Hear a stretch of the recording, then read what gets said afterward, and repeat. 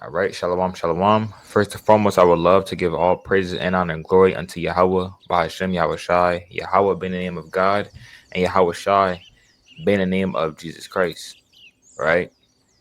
And I want to touch on Alexander the Great, how this man, he actually was a prominent figure in history and how he's documented inside of the Bible, man. And we can read about this history right in the Bible, right?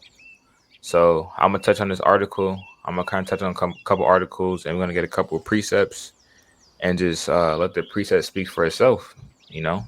Um, so let's start off with this. It says the wars of Alexander the Great was a series of conquests carried out by Alexander III of Macedon from 336 to 323 BC.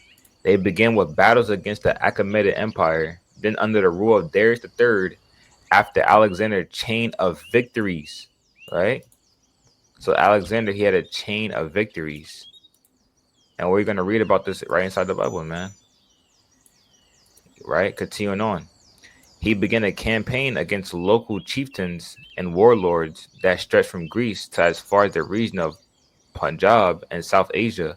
By the time he died, Alexander ruled over the most of the region of Greece and the conquered Achaemenid Empire, including much of the Achaemenid Egypt, right? Let's go back. Right, so this is all the stuff that all the land that he won, the wars that Alexander won, right? And we're gonna read about this right inside the Bible, man. Right? I want to start with the book of First Maccabees.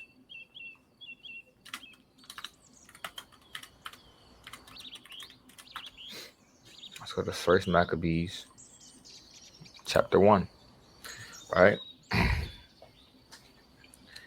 First Maccabees chapter 1 and verse number 1. And it happened after that Alexander, son of Philip, the Macedonian, who came out of the land of Chittim, has smitten Darius, king of the Persians and Medes, that he reigned in his stead the first over Greece. Slakia. All right, First Maccabees 1 and 1. And it happened after Alexander, the son of Philip, the Macedonian, who came out of the land of Chittim, had smitten Darius, king of the Persians and the Medes, that he reigned in his stead the first over Greece, and made many wars, and won many strongholds, and slew the kings of the earth. So this is the Alexander we read about in history, right? He had a chain of victories. The same Alexander had a chain of victories. Or we see it right here in the Bible, right? And that's what Alexander did. And let's look this up. Let's just look it up. I didn't look this up before.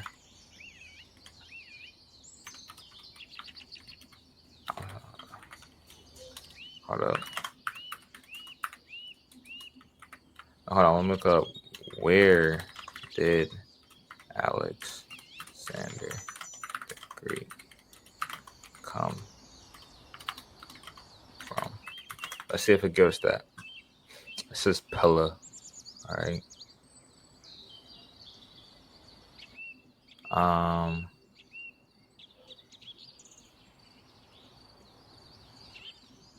Let me see. I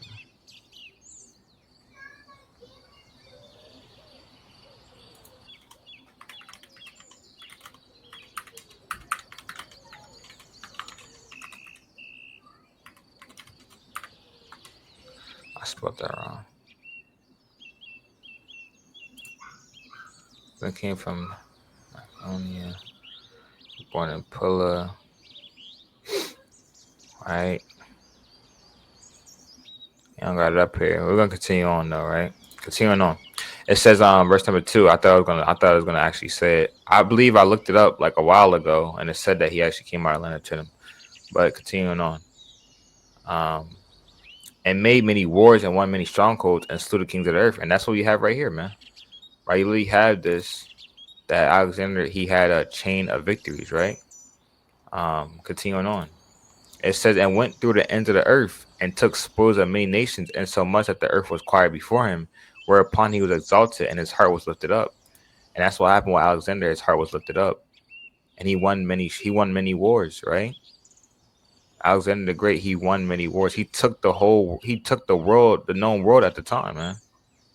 You know, people was actually people was astonished and shocked and disbelief about how fast Alexander the Great he took the known world at such a young age, right? It was something that was never heard of before, man.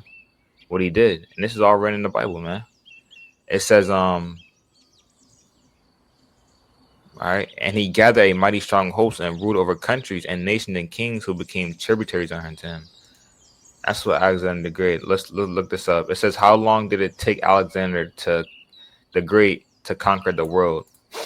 And we're going to touch on this article to show you how fast Alexander the Great took the world, right? And this is why the earth was quiet before him, because he was killing everybody. You know, he was going through lands and murdering people and taking their lands. You know, it says it made many wars and won many strongholds and slew the kings of the earth. So we're going to read about this. It says, in the spring of 334 BCE, Alexander of Macedon strode confidently onto Asia's soil for the first time. After leading his army across the Hellespont, Alexander threw a spear down into the ground and declared that the entire continent of Asia would fall to him. This proclamation, slacking for the pronunciation, was as bold as it was prophetic. Alexander would indeed bring the majority of the known Asia continent to heel, and he would do it in a remarkably short period of time. Alexander's army contained 50,000 well-trained and battle-hardened soldiers, and it would be the spear that would pierce Asia and seal their destinies forever. But how long did it take Alexander to finish his conquest? The man is famous for the breadth of his conquest. But what is even more stunning is the speed at which he did it. In an era where wars could last for years or even decades between regional powers, it seemed unthinkable that Alexander could topple the mighty Persian Empire in his lifetime, if at all. I can't read the rest of it, but this is a good I kind of log in. But Alexander would not only topple the Persian Empire, but also establish a new empire larger than any other on the face of the earth. He did it in just over a decade. Alexander's domain would stretch from his homeland in Macedonia to the Great Pyramids of Egypt to the Indus River Valley. And that's how I can read. That's all I have right there. But nevertheless, Alexander the Great, he took the known world at a short period of time, man. And we're literally reading about it inside the Bible, man.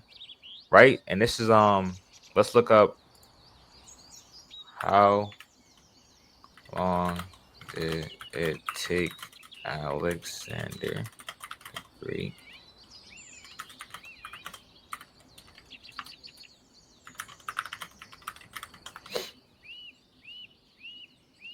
approximately 10 years, right? It says approximately 10 years. That's what it say, right? So the scriptures on point, man. We believe the scriptures, man. The scriptures say 12 years, right? Continuing on. It says, I'm gonna continue on from verse number 5. And after these things, he fell sick and perceived that he should die. And a lot of people said that he was when you look into it, they said he was a homosexual and he caught some type of disease and he fell sick and he died, man. Right? That could be true, may not be true, jury's still out. But verse number 6, well, I believe it, right? Verse number 6, wherefore he called his servants such as were honorable and had been brought up with him from his youth and parted his kingdom amongst them while he was yet alive. So Alexander reigned 12 years and then he died. And that's what it says, approximately 10 years, 12 years, See, it says, although king of ancient Macedonia for less than 13 years, right? So Alexander he reigned 12 years and he died, man. He did this all in the space of, you could say, 10 to damn 13 years. He took the known world at this time, man. Right? He killed men. This is man. But this is Alexander the Great we touching on, man. And what he did. And this is exactly what he did, man. What it said, they said it was astonishing, right? And then also you got Maccabee to talk about Alexander the Great, and then you got in the actual. Let's go to the book of Daniel. The Daniel the 8th chapter talk about him. All right. I think I'm gonna get Daniel. Uh, I'll get Daniel 8:3.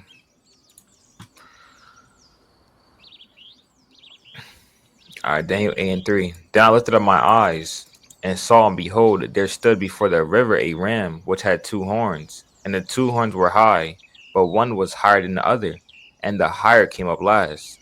And this is talking about the Persian Empire. That's the high horn, and then you got the Medes. That's the lower horn, right? The Persian, they took down the Medes. That's why I said the higher came up last, talking about Alexander the Great and his kingdom. The higher came up last, right?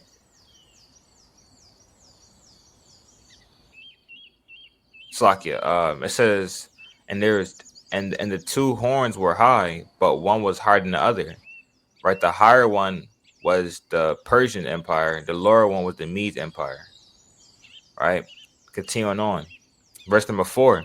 And I saw the ram pushing westward, northward, and southward, so that no beast might stand before him. Neither was there any that could deliver out of his hand, but he did according to his will and became great. That's what Alexander the Great did. He became great, man. You know, this is why they call him Alexander the Great. Because he conquered the known world at the time, you know. So let's look at the empire. Let's kind of check this out.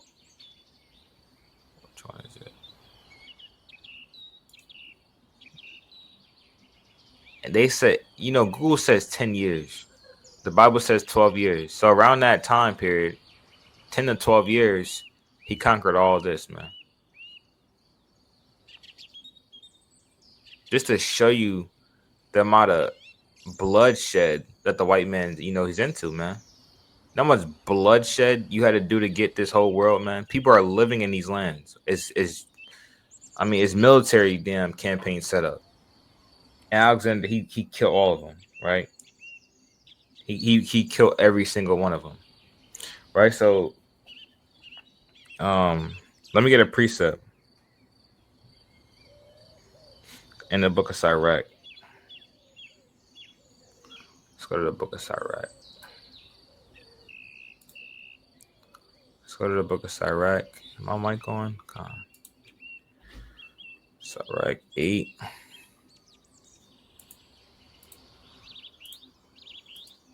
And verse number 16. It says, strive not with the angry man, and go not with him into a solitary place. For blood is as nothing in his sight, and when there is no help, he will overthrow thee. And that's what it is for the so-called white man, man. For Alexander the Great, blood was as nothing in his sight. That's why he was able to do all this. Because he's the wicked, right? Look at the kingdoms that he destroyed and he overtook. So this is Alexander the Great, man. Right? Alexander the Great. Let me go back to Daniel. We go to Daniel 11:3. Touch on that. The king. I believe that's what it says. Okay, yeah. All right, Daniel 11:3. And a mighty king shall stand up, that shall rule with a great dominion and do according to his will. Speaking about Alexander the Great. Talking about Alexander the Great. Right? And then that's where you read about in Daniel, the 8th chapter. You read about what this king would do. It says, and I saw the ram pushing westward and northward and southward, so that no beast might stand before him. Neither was there any that could deliver out of his hand, but he did according to his will and became great, because no one could stop Alexander the Great. You know what I'm saying? Nobody could stop him. He was on a mission, man. You know? Anybody got in his way, he put him down. You know what I'm saying? He put anybody that got in his way, he put him down. There was no stopping Alexander the Great. Continuing on. As I was considering, behold, an he-goat came from the west on the face of the whole earth and touched not the ground. And the goat had a notable horn between his eyes. Right? Going to something else, but we start right there though. But again, Alexander the Great, he was that ram that pushed westward, northward, and southward, so no beast might stand before him. So this is the scriptures talk about Alexander the Great, man. You know, it speaks about Alexander the Great, and it speaks about his wars. All right, so history right in the Bible, man. Let's go back to First Maccabees, and we can end it right there. So I just want to touch on that right quick. Just touch on how to, you got some history in the Bible, man. You know, you got history inside the Bible, and you can read about it right here.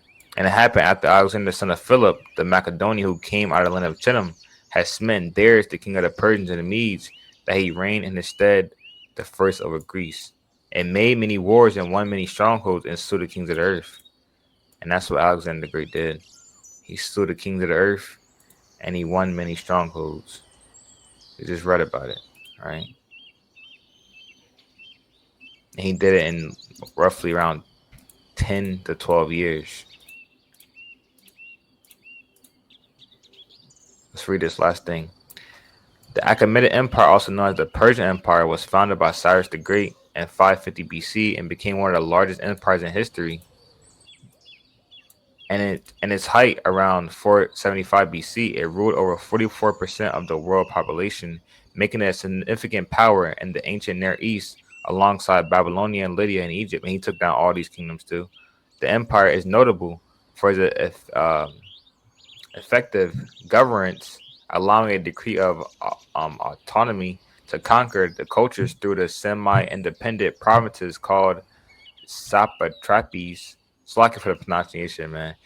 Key figures include Cyrus II and Darius I, whose leaderships helped shape the empire expansion. And I'm not even gonna pronounce it Slovakia, but Alexander the Great, he took this empire over, and he ruled the world, the known world at the time. So Alexander the Great again, right? So hey, check out the history, man. Check out the little bit of history. See, the Bible talk about history, talk about love. It's so many different wars, you know. Let me get one more actually. That's why it's always war on the earth, man. Because the Lord, he deals with war, right? Exodus 15:3, the Lord is a man of war, the Lord is his name. So the Most High, he deals with war, you know. Hey, this might mess with people's mind, you know. People might scratch their head, but the Lord is dealing with Alexander the Great, man. For you to conquer the damn known world in 10 years, 12 years, I'm gonna stick with the precepts, 12 years, the Lord got to be dealing with you, man. I believe I seen an article where they said they said that it was actually the chairs was actually fighting for him, you know. It was like actually helping him win battles. It was helping Alexander the Great, man. I'm led to believe that, man. The Most High definitely was with Alexander the Great when he was doing this to get his will done. Not that the Lord loves the white man, but the Most High, he works through men, right? So he gonna use a man to get his job done. Cause the world would be completely different if Alexander the Great didn't do this, right? So again, Alexander the Great, and Lord willing, this was edifying, exhorting, and comforting. And shalom to the 12 tribes that scattered abroad. Shalom.